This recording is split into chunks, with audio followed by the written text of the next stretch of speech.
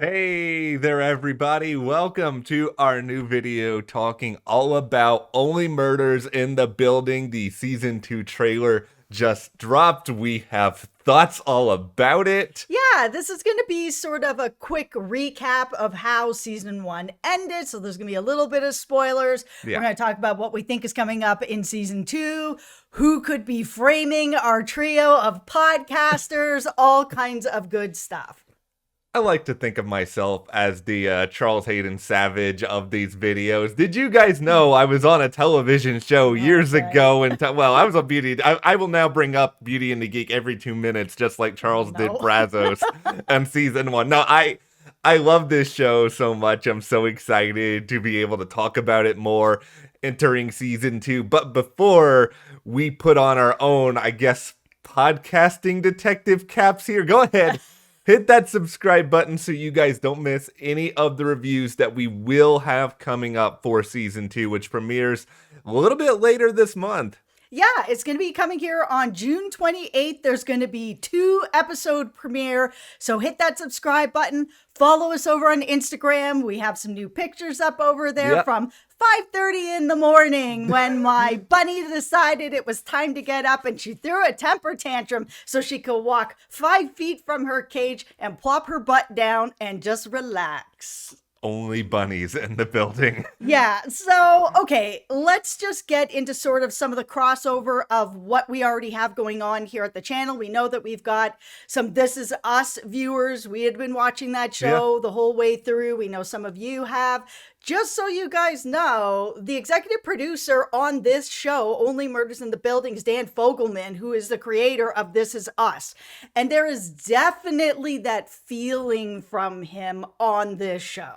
Yeah, it really, like, I know this show is labeled as a comedy, like that's what it's going to be up for in the Emmys, provided it gets some nominations, but there is a lot of heart here. It's Yeah. a lot of character work. It's not like everybody's just like playing for guffaws and easy laughs, which is funny given that Steve Martin and Martin Short are in the cast. Yeah, I find that this show is really quite heartfelt and emotional, a lot more than it is, ha ha ha. I found myself laughing a little less, but being way more invested in the characters. We got a lot of Mabel's backstory in the first season, and it looks like we're going to be getting a lot more of Charles in this season for all you Steve Martin fans out there. I am very excited about that. So, season 1. Who killed Tim Kono? Obvious spoiler alert from season 1. It was Jan. Okay, this is a very stupid comment, but I find it funny. Amy Ryan plays Jan. Amy Ryan was also on The Office as, Holly, Steve Carell's love interest. Ironically, Steve Carell's other love interest named Jan. It is all connected, everybody. I love Amy Ryan, and I was No. so excited to see her on the show last season. And we had seen it all wrapped up that she was arrested and that was all kind of squared away. But we just saw her in the trailer for season 2. It looks like she's going to be behind bars. Which, I was like, why bring her back? Is she possibly framing the trio for this next new murder behind bars? Because that's how last season ended. There was like a text that was sent in to them to be like, get out of the building right now. And Charles and Oliver ran down to get Mabel to be like, we got to get out of the building right now. And who's dead on the floor? It's Bunny with one of the tie-dye t-shirts on, her hoodies on, plus a knitting needle through her. She's like, it's not what it looks like. So somebody is framing them and somebody warned them. And those are kind of the two really big mysteries going into this season. Who's trying to help them and who's trying to send them away? Okay, so I will start here by tackling like the Jan part of it, since we did see her in the trailer. I kind of feel a little bit of like a Silence of the Lambs vibe going on here with her, where maybe they're going to prison in order to better understand the criminal mind and really sort of see if Jan can give them some sort of information. I mean, yes, let's let's overlook the fact that she tried to poison Charles for a moment here, but she also said that she loved him more than almost anyone else that she's taken out, which of course does make me wonder, how many people has this woman killed? Like, that's still a little bit of a question mark. I think that Jan is probably someone who is going to be a resource for them this season. I think that the suspect who is responsible is still probably somewhere still out there. Yeah, I mean, I don't think they're just going to have kind of this repeat of the same person going through where she's like puppeteering somebody from prison. I know she's probably on the suspect list, but I think she's going to be kind of like Sting was the first season where, he was a suspect for an episode. What other classic rock star can we get to show up in season 2? Does Bon Jovi? Billy Joel! Okay, I was going to say Bon Jovi. Billy Joel also works. Yeah. Billy Joel. Did Billy Joel do it? Okay, there is a huge cast that we've seen in this trailer that is coming up, like Shirley MacLaine and Amy Schumer, who they've shown a lot. So there's a little bit that's kind of making me wonder if she's going to be the person behind it, because they are really pushing her in this trailer and she's not anyone we've met yet. I think that's probably one of the big appeals for actors wanting to come on this show, aside, of course, from working with, Steve Martin, Martin Short, and Selena Gomez. Is like, okay, you can play somebody a little bit sinister. Because it's like, I think of Nathan Lane, who obviously has this great part, with Teddy. And he's such an affable, like, friendly, happy guy. Like, usually 95% of everything I see Nathan Lane in, he's just like someone I want to give a hug to. Yeah. No, not here. No. He is definitely a suspect. I mean, the trio did him dirty in exposing his son's grave robbing and everything that was going on and getting them in huge trouble. So, if he is back, I am sure he has an axe to grind. I think the questions I'm wondering here, of course, who specifically has it out for these three and is going to want to do something with them as some measure of revenge? And obviously, Teddy is the one that makes the most sense. I mean, the irony here is, of course, when they're putting all of this together, they're probably going to be like, oh, who is going to be the person most out to get us? It's probably Teddy. So if that's the case, and he knows the trio's probably going to be coming for him, he's really going to have put a lot of things together here. And I mean, he is the deli king of Manhattan. Maybe he has a lot of resources at his side. I just feel like with the evidence that's popping up in their apartments, we saw this in the trailer, like all this evidence is popping up and they're just like, oh my goodness, here's the murder weapon, here's this, here's that it has to be somebody that is in the building, that lives in the building, or, has access to the building a lot. Like, I was really glad that the person they picked to be the next murder was Bunny, because she absolutely would have been the number one suspect for all of this if it was not her, because she had it out for all of them. She wanted them out of the building. She had tried to evict them a bunch of times. She hates their podcast. She's done with them. But we also have Cinda Canning, and she is a very big suspect. They've shown her lots in the trailer. They've shown that she's not that nice to her assistant. She's very sort of like, every idea has to be hers. And if anybody tries to take it from her, she's really cutthroat.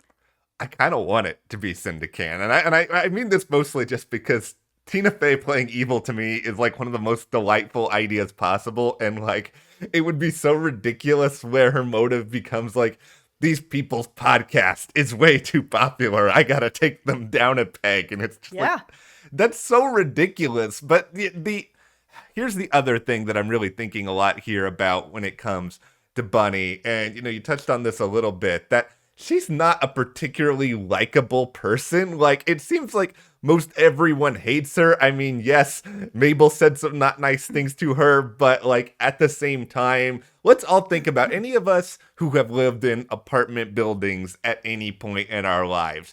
Have we ever really loved the person who is responsible for running it? Aren't they usually getting on our case with their stupid rules and regulations and trying to evict people left and right? Yeah. I can't get it out of my head that it's still kind of theoretically possible here that maybe someone offed Bunny for a very, very different reason that didn't have that much to do with the trio, and just ultimately somebody's taking advantage of it. Yeah, absolutely. Everyone in the building knows that these three are running a crime podcast and everything that was going on with them. And that we saw near the end Mabel scream out sort of to Bunny, being like, oh, now that Tim is dead, how do you like being the most hated person in the building, huh? And called her the B word. So, I mean, it's that type of situation where she is the most hated person in the building. So we could have somebody like a Teddy or a Cinda or whoever, or Jan from jail, is deciding to just frame them because they are very popular. They're gaining more fame, and just like, okay, we want to get rid of Bunny. What's the best way to go about this? Let's put it on these three. The other sort of possibility here, and maybe this isn't even the person responsible for murdering Bunny, but I think it's going to play a role, is this podcast is becoming fairly successful. Like, we saw some elements of this already with, like, the fans who were outside the building at points during that season. And, Oliver ends up, like, recruiting them because they're desperate. But there's a lot of headlines out there about people who become so obsessed with podcasts that they want to become sort of a main character themselves in the next chapter. And if somebody's listened to the podcast enough and is intently listening enough about it and sort of understanding the dynamics of the Arcodia, like, is it possible that they could then pull something like this thinking, I'm about to lose this podcast. I'm not going to have my favorite people in my life anymore. How do I ensure that I get another season? I got to kill somebody. Yeah, I mean, that's a possibility. Now, talking about the fans, I was actually wondering,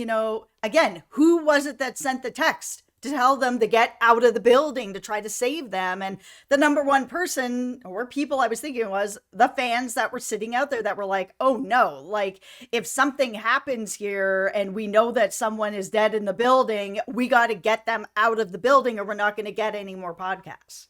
Yeah, and it's hard to really think about a lot of other people who would sort of be in this place where they're going to warn them, because it's got to be somebody who's kind of aware of what's going on. And yeah, we've got some like family members and love interests kind of loosely connected to the trio, but it's like, do any of those people have access to the resources or the timing to make something like this happen? I'm just not altogether sure of that. No, the other person I was wondering if it would be Cinda Canning's assistant, who we also sort of saw her, getting put down. She came up with this great idea and Cinda's kind of like, that's my idea now. Like, if you ever try to tell anybody, this is going to happen to you, kind of thing. Then maybe she's kind of like, oh, screw me, screw you. I'm going to try to help out these other podcasters. Maybe they'll treat me a little bit better. They are gaining some fame. Okay, so here's a completely irrational idea. Is Mabel's love interest dude, whose name I do not even remember, and I think the reason why is like... Oscar.